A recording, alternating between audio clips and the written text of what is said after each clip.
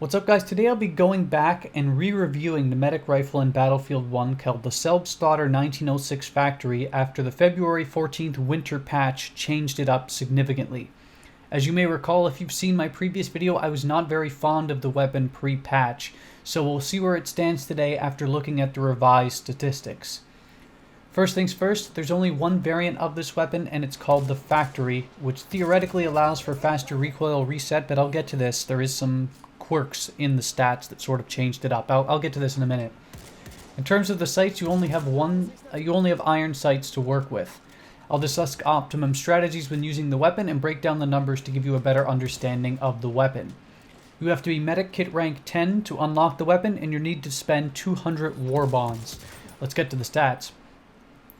To start, the Selbstlader 1906 Factory has a 299 round per minute fire rate, an 800 meters per second bullet velocity, a 12 meters per second squared gravitational constant, meaning you will suffer substantial bullet drop if you go into sniper rifle caliber ranges. The magazine size is 5.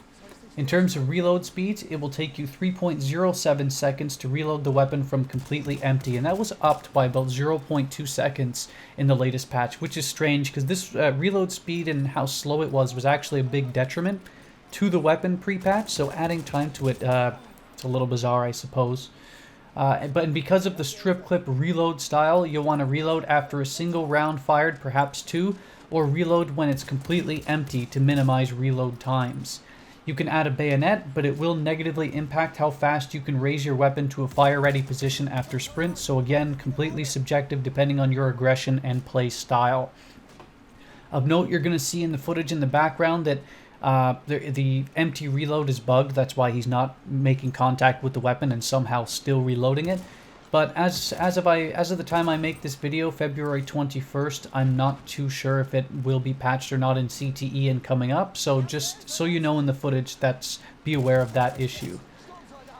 The damage chart states that it has a base damage of 40 up to 26.5 meters away, that it drops down to 35 damage at 52 meters and stays that way from 52 meters on. In Battlefield 1, at least for medic rifles, the damage multipliers are 1.7 times for headshots, 1 times for upper body shots, and 0.96 times for lower body, arms, and legs. In general, it makes the weapon a 3-shot body shot weapon at any range, and a 2-shot kill weapon if one of those shots lands on the enemy's head.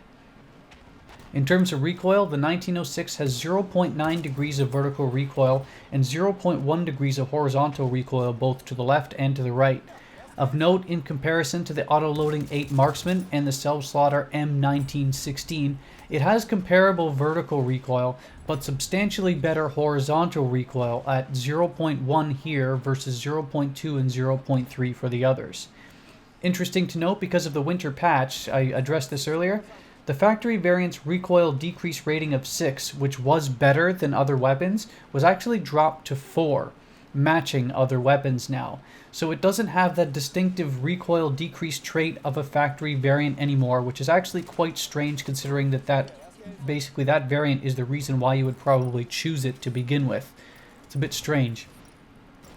In terms of spread, the 1906 has 0.135 degrees of spread when aiming down sights and not moving, and 0.765 degrees of spread when aiming down sights and moving. As a point of comparison to the other weapons, it is now similar, if not better, than comparable weapons such as the auto-loading 8 Marksman and perhaps the Mondragon Optical post-winter patch. For hip firing, standing, and not moving, you will encounter 2.5 degrees of spread. When standing, hip firing, and moving, you will encounter 3 degrees of spread. So it's essentially not surprising news. You want to be stationary when shooting and aiming down sights to minimize spread as much as possible. The winter patch made this weapon an absolute laser beam in terms of spread and recoil if you're stationary and aiming down sights. And the reason why this weapon is more viable as of the winter patch is because you're not punished as much as previous versions of this weapon, previous patch versions of this weapon, for moving around and shooting compared to pre-winter patch versions. So with regard to that, it has been changed significantly for the better. So what ranges and situations does this weapon excel? The weapon will do great damage inside of about 27 meters away, so for maximum damage and a 2-shot kill if one of them happens to be a headshot, you'll want to stay within about 27 meters. It has a faster fire rate than the other Selbstlader weapons, so providing you're accurate, this weapon offers a faster time to kill. It also has very little recoil post-patch. It was already quite good pre-patch to begin with, but accurate players who play the mid to longer range game will be highly rewarded because it holds a higher damage model beyond 50 meters than the auto-loading weapons do. For best success, you're going to want to stay in that 25 meter-ish range for maximum effectiveness, though of course the more skilled players out there can push that range to a higher range because of the high bullet velocities and of course the higher damage over range model than compared to the auto-loading weapons. The only caveat being of course that you're going to have to deal with iron sights over longer ranges. Hip firing with the small magazine size is not recommended in short range unless it's a surprise encounter, so you might want to switch to your sidearm, but your best logistical bet is just to try to avoid getting in close range encounters to begin with. So the big question is, what's my rating and would I use it often? As stated previously, the pros of this weapon are the fantastic damage model of 40 damage of body shots within 26 meters and 35 damage beyond 52 meters, which is quite great. It has a good fire rate and significantly less recoil than many of the fan favorite weapons out there. There are problems, of course, though.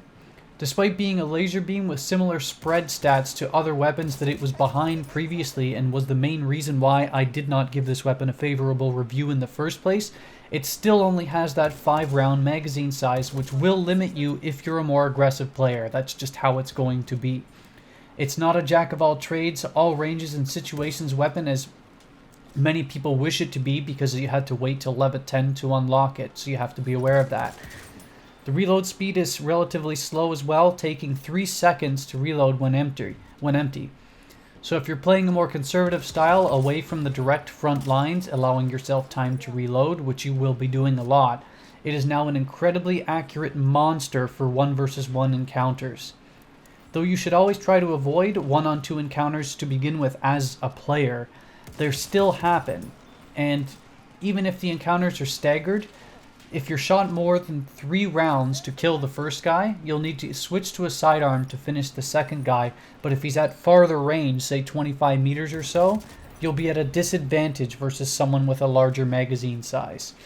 It is not a weapon for the truly aggressive player, but it's a top-notch weapon if you're talking about medium to slightly longer range encounters. I'd have to give it an 8 to an 8.5 out of 10 because of the changes given to it. I found it's much more viable than it was previously. The reload speeds and the small magazine size are still holding this weapon back a little bit as they were not changed.